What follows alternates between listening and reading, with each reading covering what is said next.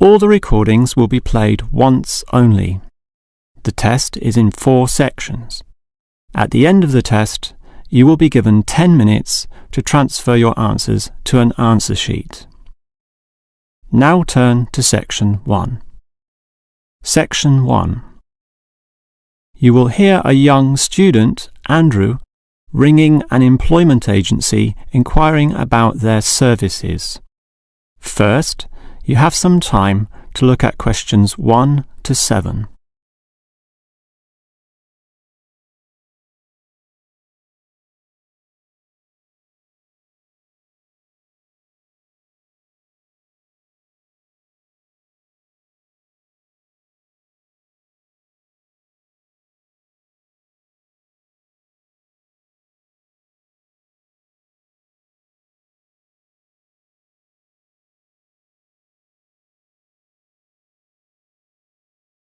You will see that there is an example that has been done for you. On this occasion only, the conversation relating to this will be played first. Hello, is this the AAA employment agency? Yes. Hi, I rang before. My name's Andrew Peterson. I rang you earlier and gave you my personal details. The student's name is Andrew Peterson, so Peterson has been written in the space. Now we shall begin. You should answer the questions as you listen, because you will not hear the recording a second time. Now listen carefully and answer questions 1 to 7. Hello, is this the AAA employment agency? Yes. Hi, I rang before. My name's Andrew Peterson. I rang you earlier and gave you my personal details. If you remember, I'm that student looking for work during the summer holidays. Oh, sure. Actually, I have your file right here. But we still need to add some further information. Yeah, that's what they told me, and that's why I'm ringing. What do you need to know? Well, we have to know your main level of education. It's a degree, I suppose. Yes, but I'm still doing it in engineering. It's quite interesting. Some of my friends are studying computing, though, so I'm interested in that also. Well, I'll just write in your main degree subject, engineering. We usually have a demand in computing, though. Have you worked with computers before? No, I just do some programming for fun at the university, but I almost got a job as a computer designer once. Actually, the only job I've ever had was as a car salesman, believe it or not. Well, at least you've had experience dealing with customers. What about hobbies, though? Sometimes they can help develop useful skills. In my free time I don't do much, mostly study. I play chess occasionally at the university chess club. That's right next to the tennis courts, but I'm not interested in that. Chess helps develop analytical skills, so I'll put that down. Of course, it's your main skills that employers want to know about. What would you say they are? Well, I'm in my 3rd year now, studying electrical machines and generating systems, but I'd say electronics is my best skill, much better than, say, my machine skills, which aren't so good actually. Okay, machine skills are in demand, but so too are electronic ones, so we might be able to find you a part-time job in that field. But what sort of money do you expect to get? Oh, anything really. I'd want the standard payment, let's say. What's normal? 1,000 a month? 1,500? I'll just put $1,200, okay? That's fine by me. When can you start? Say, within 2 days? Easily. Actually, less. In fact, just give me a ring and I'll be able to start immediately. Although I admit it'll take me a few days to get used to getting up early in the morning. Okay, that's just about it.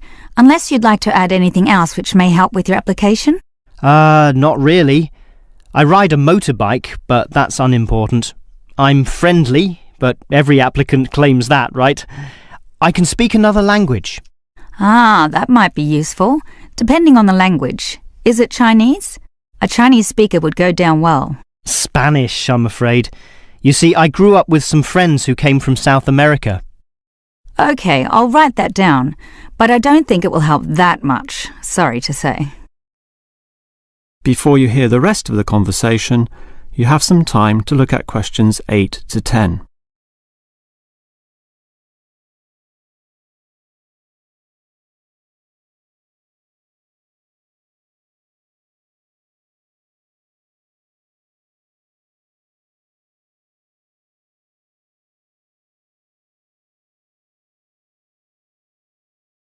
Now listen and answer questions 8 to 10.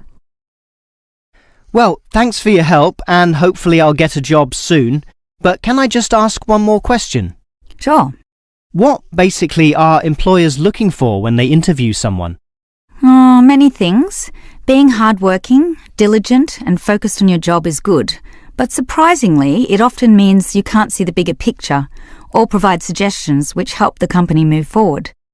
That requires thinking for yourself, outside the box as they say, and being free of the standard ways of approaching tasks. Employers certainly value that. I guess experience must help though. It depends. If it involved a routine job, one which didn't exercise your mind, it might not mean that much at all. But since companies are basically composed of people, it is important to be able to get along with others. There's no point in hiring someone whom the other employees don't like, right? That just causes problems. In fact, I would say that being friendly and approachable ranks far more highly than your academic qualifications. Okay, and that's all assessed at the interview, right? Yes, and your qualifications, experience and approach to the job, such as whether you can do different things, work overtime or do long hours as needed. But those latter qualities are pretty much standard. What may be more important is based on the fact that things inevitably go wrong. Mistakes are made and someone's got to fix them in a way that creates the least disturbance. People with demonstrated abilities to do this are certainly regarded highly. I see. That's very interesting. That is the end of section 1. You now have half a minute to check your answers.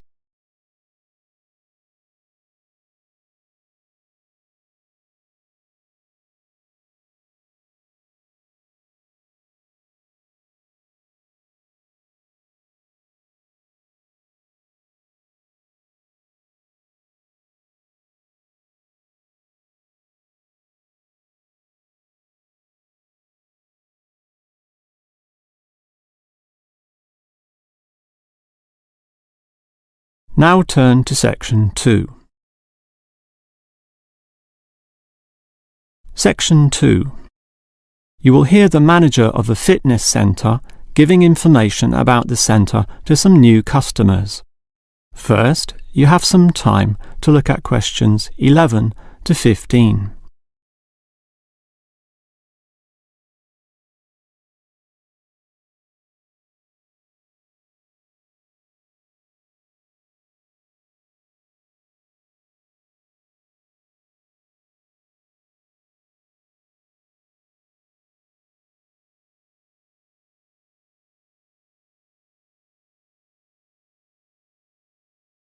Now listen carefully and answer questions 11 to 15.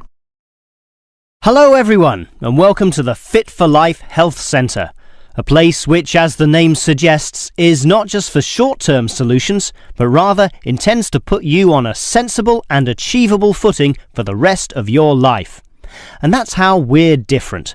For example, we could immediately put you on a harsh exercise program, expecting you to work out every day, but such a plan would see you quickly lose interest. That's why the initial step is a 1.5 hour consultation in which your lifestyle, current situation and long-term goals are all thoroughly analysed. Now, an important part of this consultation involves analysing what you eat. There's no point exercising here and losing weight, then putting it all back on later. You will need to show self-control and discipline in your diet, and we'll work on that. Similarly, we'll put you on an exercise regime suitable for your level of fitness. So that will involve a test where we will take you through some activities, then measure your heart rate and blood pressure to determine how fit you are. This will be monitored during every subsequent consultation, along with your exercise schedule, and that occurs monthly and not half-yearly, as with many other centres. As to our actual exercise machines and programs, you will have to decide whether it is muscle mass, stamina, or general fitness that you want to develop. Think about which of these three you want to target, and we'll design a specific program for you. But remember, bulging muscles aren't necessarily suitable for everyone.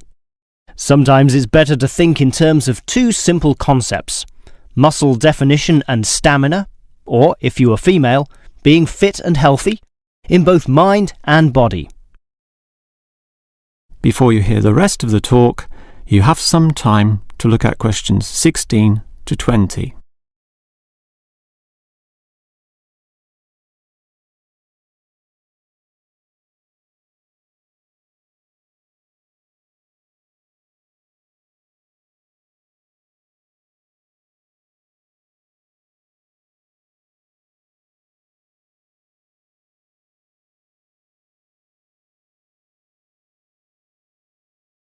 Now listen and answer questions 16 to 20. Now, if you're going to work out at this gym, you'll need to think about your reasons for exercising. So let's consider that in more detail.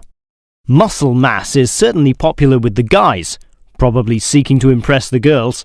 And with muscles comes the confidence to do that, right? Well, for that, you'll need our high-stress weight units, where pumping iron is all the rage. Moving on to other benefits, one of the main ones is beating the tension of life, right? And the longer the exercise is, the greater the rewards in this respect. Thus, playing squash can certainly help, and so can swimming. But what's much better, as every jogger will tell you, is their activity. So we have ample jogging machines and they're always popular. They can provide good fitness too, as can the yoga classes. However, again, let's not forget playing squash, which I would say is the optimum way to improve your general well-being. Such an active, energetic game, plus the competitive element, drives you forward into high levels of health and fitness. These, of course, are the ultimate purposes of being here, but remember, the centre is full of like-minded people, all of whom are interesting to meet and valuable sources of information. The yoga classes have a pre- and post-meeting session, so you'll certainly meet others there, although they'll all be yoga enthusiasts, which limits the range somewhat. But whether doing yoga, swimming or exercising, everyone showers, right? So those facilities are where you'll hear all sorts of interesting conversations and really get to know people. Not like the front desk area, which is mostly empty as patrons go immediately inside to do their exercise. Of course, the front desk can answer all your questions and has information brochures and such like, but for knowing more about a greater variety of subjects and community concerns, look at the notice board in the yoga studio, where there's a huge array of papers, leaflets and articles, all for you to read and consider. That is the end of section 2. You now have half a minute to check your answers.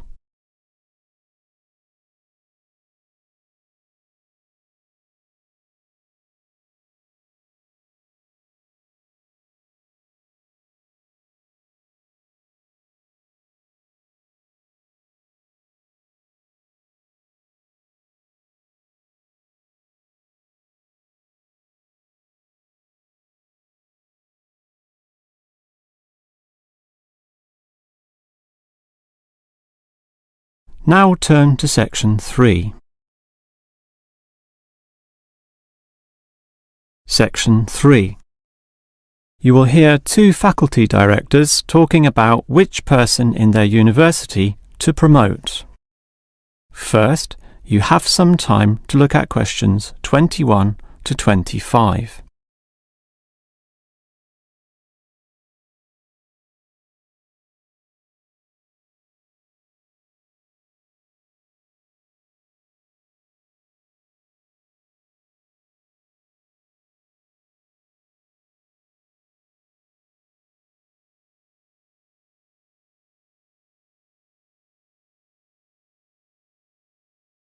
Now listen carefully and answer questions 21 to 25.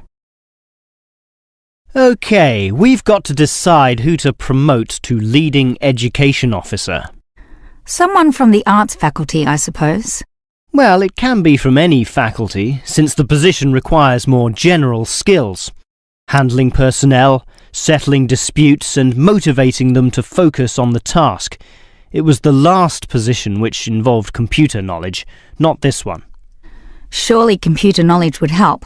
So too would knowledge in the arts. Sure, it would help, but the key criterion is being able to direct the staff appropriately. So it doesn't matter then from which faculty we select our candidates? Not really, but I've already looked at those from computing and rejected them all. Why? They're all too new, lacking in sufficient experience, whereas these ones from the business faculty are long-timers, so we'll take someone from there. I suppose you're right. The arts faculty doesn't present much in the way of suitable candidates either. But we'll still have to train the person, teach the ropes, as they say, and he or she will have to expect to do overtime as needed. Of course, it can get so busy that if we were open on the weekend, they'd have to work then as well. Just as well we're a Monday to Friday university, right? Right. But are you sure these people will actually want the job? The salary isn't such an improvement on their current ones. I know, but there are benefits. You get overtime rates, a nice place to put your car, as well as additional petrol money if you drive for company purposes, which they'll probably be required to do. But those benefits are quite limited, especially given all the work and responsibility involved. People often don't like that. They prefer the creative freedom of less senior teaching positions. Yeah, I know. But these candidates should realise that if they do this job well, there'll be more promotions down the line. You know how everyone likes having their own office, right? Sure. Well, that would come after a few years, if they're prepared to work hard and grow with the university. Yes, that should attract these people. Before you hear the rest of the conversation, you have some time to look at questions 26 to 30.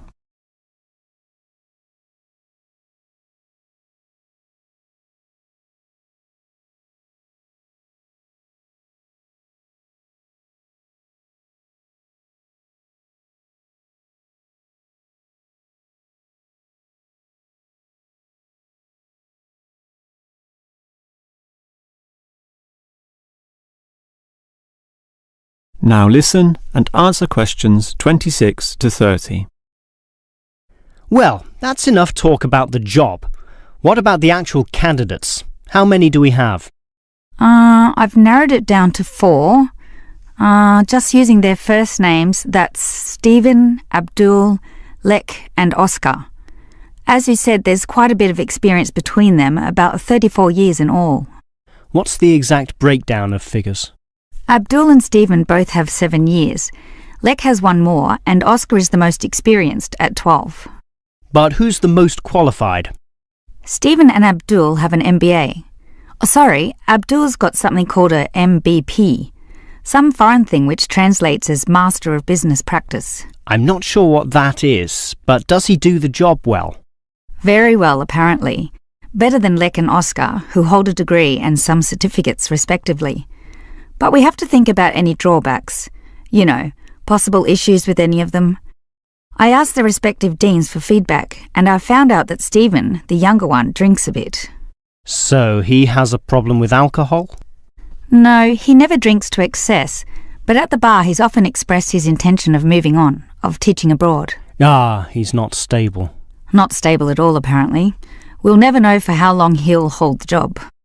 We need stable personnel, and people without family problems or sick relatives like the last guy we promoted. What about Abdul then? Will he do? He might do, except his English language ability is limited. It's functional but a bit broken, and meaning is sometimes lost. That's not the problem with the next candidate, Lek, who has good language ability, but this job involves handling people, and his dean says Lek's attitude is bad. In what way? His manners are okay, and he's interested in his job, but he believes there should always be adequate leisure in life. He definitely won't work overtime and complains a lot already about his job. But this last candidate, Oscar, is probably not the right one either. Why not? Not another problem with language. His first language isn't English, but he speaks it well enough. He's stable with a good attitude, but his age is the problem. Age is not a problem. That would be ageism, and I don't believe in that. But with his age comes health problems as well, and serious ones at that. Oh, that might be an issue then. That is the end of section 3. You now have half a minute to check your answers.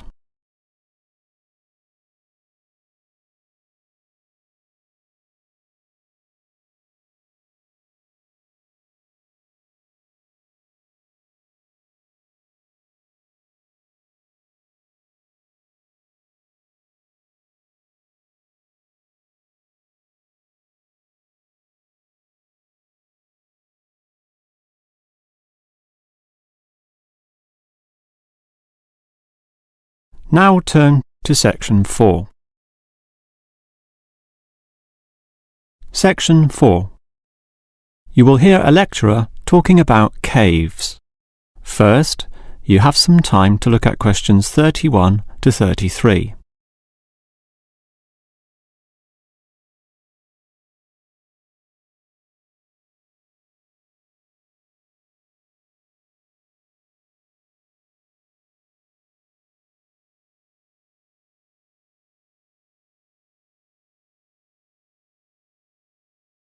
Now listen carefully and answer questions 31 to 33. If there is one natural feature which has long fascinated man, it is caves, those natural underground spaces into which people can enter. No known cave in the world can exist without it being extensively explored. Whether it be in remote areas, such as the Clearwater Cave in Borneo, or immensely long and difficult, such as Mammoth Cave in America. Or perhaps the most challenging, those caves below the water table, full with water, in which case the exploration is known as cave diving. Whatever the case, if the caves are known, as complex and difficult as they usually are, they will be explored. The formal name for the study of caves is speleology, and involves many disciplines such as chemistry, geology, biology, and cartography, or the science of making accurate maps, since the largest caves can be hundreds of kilometres long and highly complicated. If the exploration is just for fun, the activity is known as caving. But with the difficulties and dangers involved, the average caver is often involved with one of these speleological sciences. As for the number of caves in the world, research suggests that only a fraction have been found and documented, mostly in the areas in which caving has long been a popular activity, such as in America, France, or Australia. China, for example, has huge areas of limestone bedrock, prime material for cave formation, and logically must contain among the largest number of caves in the world. Yet only few are documented due to the lack of interest in caving there. Thus, as exploration continues, new caves will be discovered, and it is likely that the numbers could radically change in the future. Before you hear the rest of the lecture, you have some time to look at questions 34 to 40.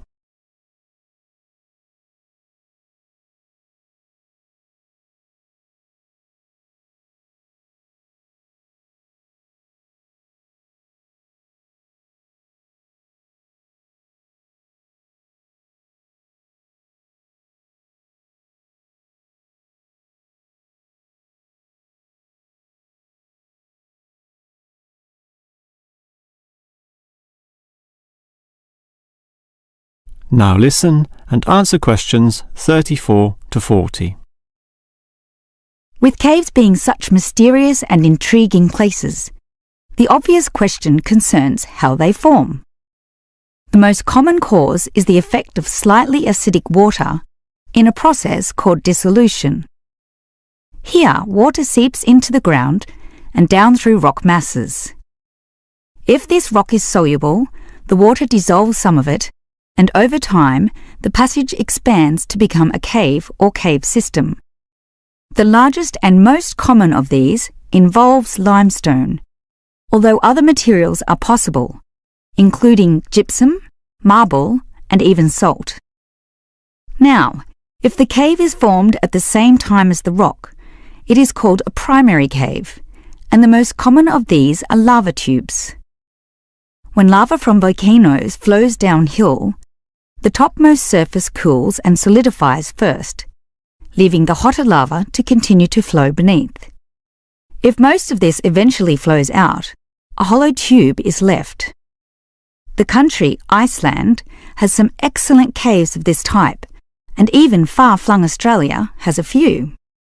Finally, there are sea caves, formed from waves pounding into coastal cliffs and eroding into fault lines or softer rock. These caves are usually the shortest, about 50 metres at most, since the erosive action of the waves can only reach a certain distance. However, it is limestone caves which will always be the most interesting. This is due to the presence of limestone formations. As the groundwater seeps downward through the ceiling of the caves, it encounters a different pressure and temperature, causing it to deposit a small amount of its dissolved calcium carbonate. Over time, through the action of millions of drops, this deposition process results in ever-growing masses, known as stalactites, if hanging from the ceiling, or stalagmites, if growing from the floor. Alternatively, the water may flow over a large surface of rock, forming flowstone, and with other sorts of processes, can result in beautiful milky white formations of astonishing complexity. One of the best examples of this, as well as of what surprising discoveries may yet await, is the Lechu Gila Cave in New Mexico. In the 1950s, some cavers heard the sound of wind underneath some large boulders on the cave floor, a clear sign of a deeper passageway.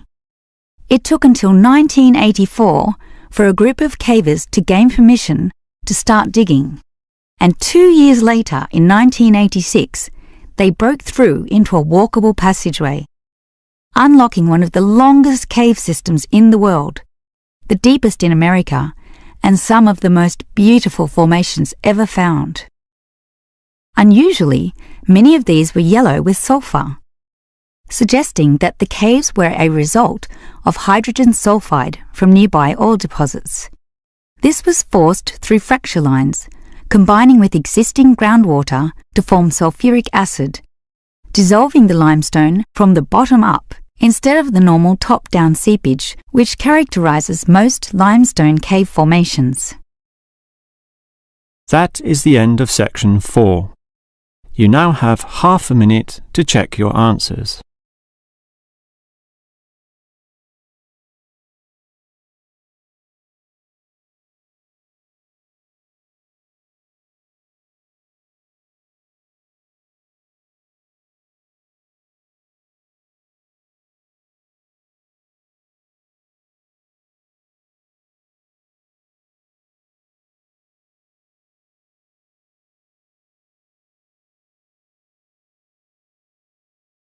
That is the end of the listening test.